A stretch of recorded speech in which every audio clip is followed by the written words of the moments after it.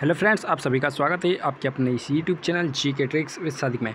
दोस्तों, RRC group D वाले candidates के लिए एक बहुत बड़ी खुशखबरी आ चुकी है। जी हाँ फ्रेंड्स, रेलवे ने अभी हाल ही में जस्ट अभी जो है ऑफिशियली नोटिफिकेशन जारी किया, जिसमें रेलवे ग्रुप डी परीक्षा में कई सारे बदलाव किए गए हैं।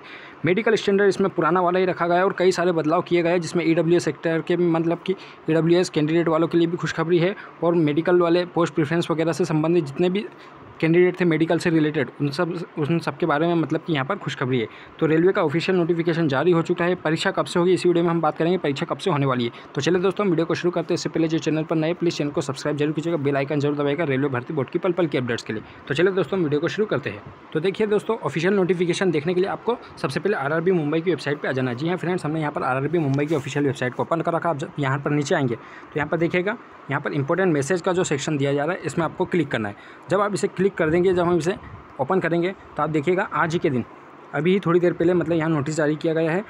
Centralise employment notice number CN01/2019 level 1 post, मतलब कि आरआरसी ग्रुप डी के बारे में बताया गया लेवल 1 पोस्ट। यहाँ पर आप जब इधर आओगे तो यहाँ पर लिखा है क्लिक है to view corrigendum and amendment number 4 to the detail centralize employment notice number CN01/2019 for recruitment of level 1 post, मतलब ग्रुप डी के बारे में।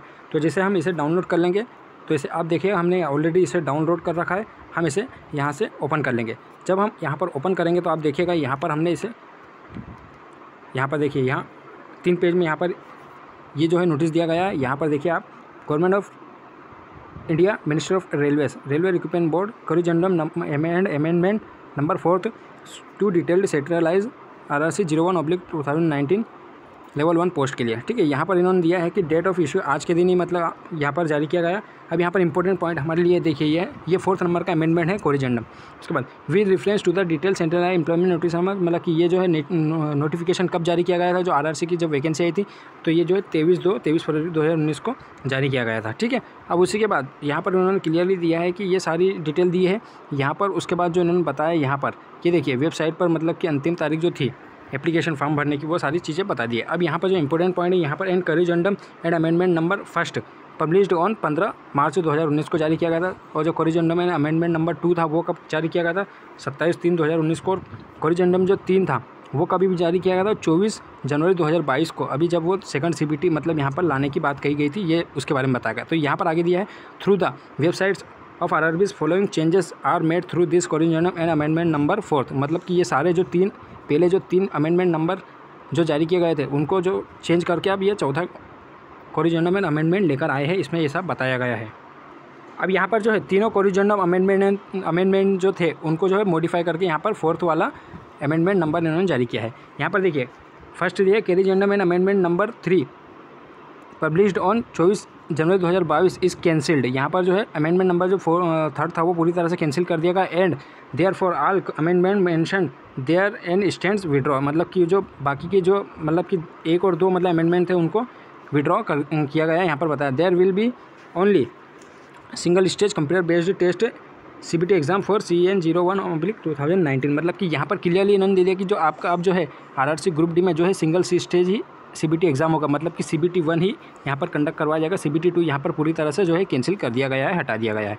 उसके बाद जो है यहाँ पर देखिए second number following changes are made to detail CN01/2009, मतलब कि आरआरसी ग्रुप डी वाली वैकेंसी में यहाँ पर जो है फॉलोइंग चेंज कर दिए गए हैं। देखिए यहाँ पर जो पहला पॉइंट जो इन्होंने लिया इंपॉर्टेंट पॉइंट है, para 8.4 of detail CN para page जो है 11 पे दिया EWS economical vehicle section reservation. यहाँ पर मतलब कि EWS के वालों के लिए दिया है। तो EWS के लिए जो है पहले क्या था, तो यहाँ पर जो है EWS वालों को पहले बताया गया था कि जो आपका नोटिफिकेशन, जब आरआरसी का जो नोटिफिकेशन आया था 2019 में जब वैकेंसी आई थी, जब के दरमियान का ही मतलब आपका EWS का सर्टिफिकेट बना होना चाहिए, पहली बात थी। लेकिन यहीं पर अब इन्होंने चेंजेस कर दिया। यहाँ पर दिया रहा है to be read as amended as, मतलब कि अब इसको ऐसा जाना जाएगा कि जो कैंडिडेट है who are not covered the year of application for this CN01/2019 the financial year will be 18-19 as the closing date of registration 12/4/2019। Any such certificate issued even after date of notification will also be considered as valid on the date of document verification, मतलब कि अब यहाँ पर clearly इन्होंने दे दिया कि EWS वाले जो जितने भी कैंडिडेट थे वो जो है DV के टाइम पर उनके पास जो भी EWS का सर्टिफिकेट होगा जो कि वैलिड होना चाहिए, मतलब एक्सपायर नहीं होना चाहिए, तो वो मतलब कि उनके पास रहेगा तो उसको वैलिड मान लिया गया है। इंपॉर्टेंट पॉइंट था, EWS वाले का जो है टेंशन यहाँ पर खत्म हो चुका है। ठीक है, उसी के बाद जो दूसरा पॉइंट है डिटेल्ड CN0, ठीक है, पेज जो है 20 पे दिया है, calculation of normalize marks for multi session papers of detailed CN। मतलब यहाँ पर दिया है कि इन CBT पहले क्या दिया गया था, इन CBT द एग्जामिनेशन में have to be conducted in multiple season.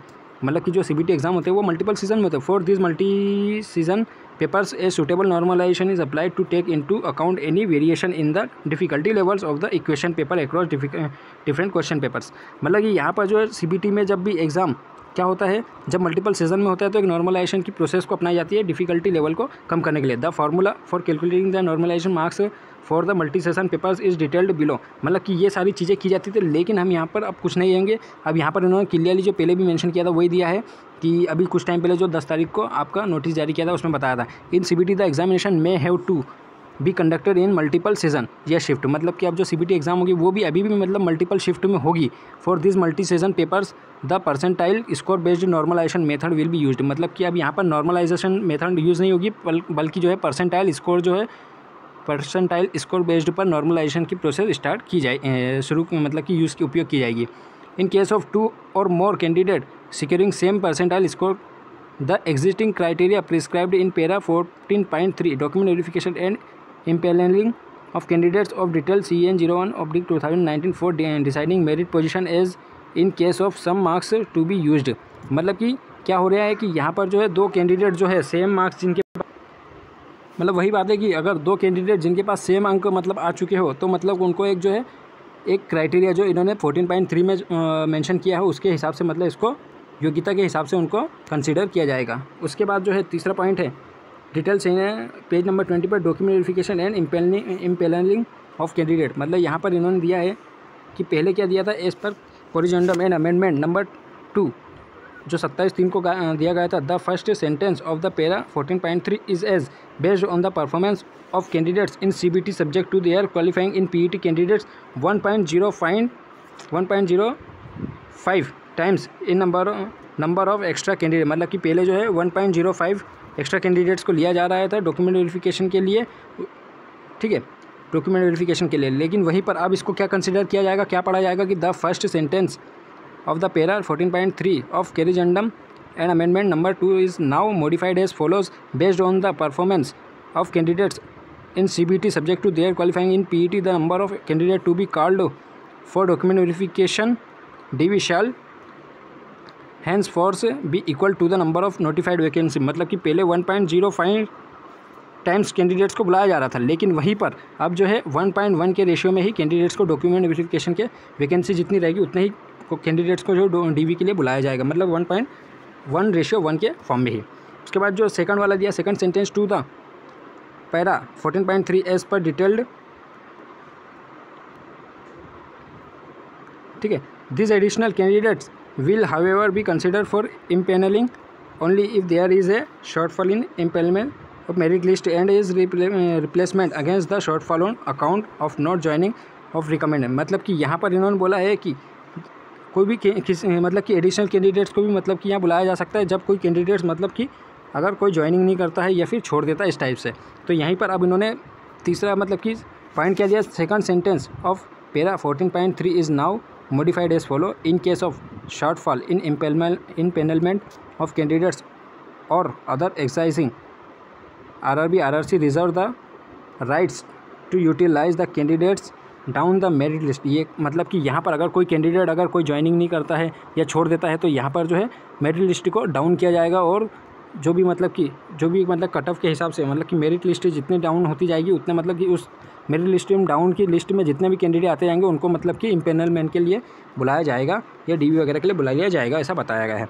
ठीक है, वो थर्ड वगैरह भी इसी टाइप से दिया है कि मतलब कि वहाँ पर भी जो है इन्होंने बात यही कही है कि यहाँ पर इन केस ऑफ 2 और more candidate securing same normalize percentile score their merit position shall be determined by age criteria. मतलब यहाँ पर अगर कोई कैंडिडेट 2 कैंडिडेट जिनके पास सेम मार्क्स आ चुके हैं, ठीक है, तो same percentile based normalise marks आ चुके हैं तो क्या होगा, वहाँ पर एज क्राइटेरिया उनका काम देगा। मतलब अगर कोई कैंडिडेट 27 साल का है उसके 72 मार्क्स आए एक एग्जांपल के थ्रू, और कोई कैंडिडेट 28 साल का है उसके भी 72 मार्क्स आए, तो क्या होगा कि जो 28 साल वाला होगा, मतलब एज क्राइटेरिया जिसका ज़्यादा है, जो ज़्यादा उम्र का होगा उसको जो है कंसीडर करके उसको जॉब दे दी जाएगी, ऐसा बताया गया है। उसके बाद अगला पॉइंट है डिटेल, मतलब कि ये प्रेफरेंस फॉर पोस्ट एंड और रेलवे यूनिट्स के लिए। तो मतलब कि पहले क्या दिया है, in case of shortfall in empanelment of candidates or other exercise RRB-RC reserve the right to utilise extra merit list. मतलब यहाँ पर जो है पहले एक्स्ट्रा मेरिट लिस्ट मतलब कि जारी करने की बात कही गई थी, मतलब कि वेटिंग लिस्ट को क्लियर करने की बात कही, एक्स्ट्रा लिस्ट को जारी करने की बात कही। लेकिन वहीं पर अब क्या बोल रहा है कि डाउन, मतलब कि क्या किया जाएगा, अब जो है कैंडिडेट्स को अगर नहीं ज्वाइन करता, कुछ भी नहीं करता है, तो उसको जो है मेरिट लिस्ट को डाउन करके मतलब कि दूसरे कैंडिडेट्स को बुलाया जाएगा, वही बात है। उसके बाद वैकेंसी के बारे में बताएगा, the post parameter qualification medical standard and suitability of the post for PWBD of various post are included in this CAN at annexure A पर दिया गया है। ठीक है, वहीं पर यह फिर से अब इसको क्या पढ़ा जाएगा, the post parameters qualification medical standard and suitability of the post for PWD is of various post are included in this CAN A1, मतलब एनेक्सर कौन सा कर दिया, A1 कर दिया गया है। This will supersets the previous annexure A of CN 01/2019 post parameters for various posts have been kept as per medical standard as prescribed in Indian Railway Medical Manual। मतलब IRM मतलब कि जो पहले मतलब कि इंडियन रेलवे का medical standard दिया गया है, वहीं पर जो है अब इसको चेंज करके फिर से पुराना वाला कर दिया गया है। अभी इन्होंने नया मतलब कि सब में B1 कर दिया था, लेकिन अब फिर से पुराना जो C1 वगैरह कैंडिडेट C1 वाला मेडिकल वगैरह भी है, वो भी यहाँ पर अब कंसिडर कर लिया गया है, वापस से इसको ठीक कर लिया है। तीसरा जो पॉइंट है, the designation of assistant pointsman appearing at any other places in the detailed CN RRC 01/9 to be read as pointsman. मतलब कि जो पॉइंट्समैन थे, असिस्टेंट पॉइंट्समैन थे, आपको उसको क्या करेगा, उसकी पोस्ट को जो है पॉइंट्समैन के नाम से जाना जाएगा। जैसे पहले ASM था, असिस्टेंट स्टेशन मास्टर था, वहीं पर अब इसको SM स्टेशन मास्टर के नाम से जाना जाता है, वैसे यहाँ पर असिस्टेंट पॉइंट्समैन को आप जो है पॉइंट्समैन के नाम से जाना जाएगा। एनेक्सर A मतलब appearing at any other places in the detailed CN 01/2019 to be read as annexure A1, मतलब कि जो एनेक्सर A था, अब उसको जो है A1 के नाम से अब जाना जाएगा, मतलब कि कई सारे इसमें कोरिजेंडम किए गए, चेंजेस किए गए। All other terms and condition of the CN 01/9 will be remain unchange, मतलब कि बाकी जो सारी अदर कंडीशंस है वो क्या है, चेंज, मतलब कि अनचेंज है। अब देखिए यहाँ पर जो आज मतलब कि 7 तारीख को आपका जो नोटिफिकेशन जो अमेंडमेंट जारी किया गया है, तो उसमें जो है मेडिकल स्टैंडर्ड पुराने वाले वापस कर दिए गए हैं। हम आपको देखिए जो 24 जनवरी को जो जारी किया गया था नया मेडिकल स्टैंडर्ड, जिसमें कि सभी को B1 कर दिया गया था, वहीं पर हम आपको बताते हैं कि आपका जो है वहाँ पर क्या दिया गया था। ठीक है, तो वहाँ पर जो है आपका बता देते हैं आपको पुराना। तो देखिए दोस्तों, हमने यहाँ पर 24/1/2022 को जो कोरिजेंडम नंबर 3 आया था, वहाँ पर इसको ओपन कर रखा है। तो यहाँ पर आप नीचे आओगे तो यहाँ पर देखिए मेडिकल स्टैंडर्ड जो थे, यहाँ पर आप देख सकते हो कि मेडिकल स्टैंडर्ड जो है कैटेगरी नंबर 1 से, ये कैटेगरी नंबर 1 से लेकर के आपको 7 तक के क्या दिखाई देगा, B1 ही दिखाई देगा। लेकिन वहीं पर अगर हम नए कोरिजेंडम के बारे में बात करें तो देखिए आप नए कोरिजेंडम में जो है 1 से लेकर के ये देखिए B1 दिया था पहले कैटेगरी नंबर पर, लेकिन यहाँ पर कैटेगरी नंबर पहले पर जो है असिस्टेंट वर्कशॉप का जो मतलब कि वापस से C1 कर दिया गया है मेडिकल स्टैंडर्ड। उसी के बाद जो असिस्टेंट ब्रिज है उनका B1 ही है, और असिस्टेंट कैरिज एंड वैगन का भी B1 ही है। उसके बाद असिस्टेंट डिपोट का जो है C1 कर दिया गया वापस से। असिस्टेंट लोको शेड डीजल का भी है B1 रहने दिया है, और असिस्टेंट लोको शेड इलेक्ट्रिकल वालों का B1 रहने दिया है। उसके बाद असिस्टेंट ऑपरेशंस इलेक्ट्रिकल वालों का भी B1 रहने दिया है। उसके बाद जो पॉइंट्समैन होते हैं, ठीक है, जिसे पहले असिस्टेंट पॉइंट्स के नाम से जाना जाता था, उसको जो है वापस से A2 ही रहने दिया है। ठीक है, A2 ही रहने दिया। आगे देख लेते हैं, ये देखिए पॉइंट्समैन का यहाँ पर भी जो है पुराने वाले में भी A2 था। ठीक है, ये पुराना वाला है। उसके बाद अब हम जब 9th नंबर कैटेगरी की बात करेंगे तो 9th नंबर में आप देखोगे B1 दिखाई देगा आपको। उसके बाद असिस्टेंट ट्रैक मशीन में भी आपको A3 दिखाई देगा। फिर इधर ये असिस्टेंट टेलीकम्युनिकेशन एंड AC में भी आपको B1, और फिर ये B1 मतलब कि असिस्टेंट टेलीकम्युनिकेशन TRD वगैरह में भी B1 दिखाई देगा। C1 जो है असिस्टेंट वर्क्स में दिखाएगा, असिस्टेंट वर्कशॉप में C1 दिखाई देगा। हॉस्पिटल असिस्टेंट और ट्रैक मेंटेनेंस में भी आपको B1 दिखाई देगा। उसी प्रकार से जब नया वाला हम कोरिजेंडम देखेंगे तो इस प्रकार से, तो देखिए नए वाले कोरिजेंडम में सिग्नल एंड टेलीकम्युनिकेशन में B1 ही है। उसके बाद जो यहाँ पर वापस से इसे A3 ही रहने दिया है। A3 रहने दिया, आप देख सकते हैं यहाँ पर जो है A3 रहने दिया है।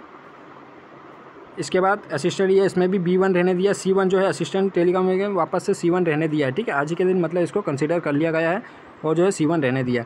उसके बाद इसको जब आप देख सकते हैं असिस्टेंट वर्क्स में, मतलब कि ये जो सारे इनको दिया गया था, ये देखिए हॉस्पिटल अटेंडेंट में जब B1 है तो यहाँ पर जो है वापस से इसे हॉस्पिटल अटेंडेंट को वापस से क्या कर दिया है, C1 कर दिया गया है। इसी प्रकार से मतलब ये मान के चले कि आपके जो पुराने वाले थे ठीक है। जो भी मेडिकल स्टैंडर्ड जो पुराने वाले इंडियन रेलवे के जो आरआरसी जब नोटिफिकेशन आया था 2019 में वैकेंसी आई थी ग्रुप डी की, तो उसमें जो आपको मेडिकल दिए गए थे मेडिकल स्टैंडर्ड, वही मेडिकल स्टैंडर्ड वापस कर दिए गए हैं।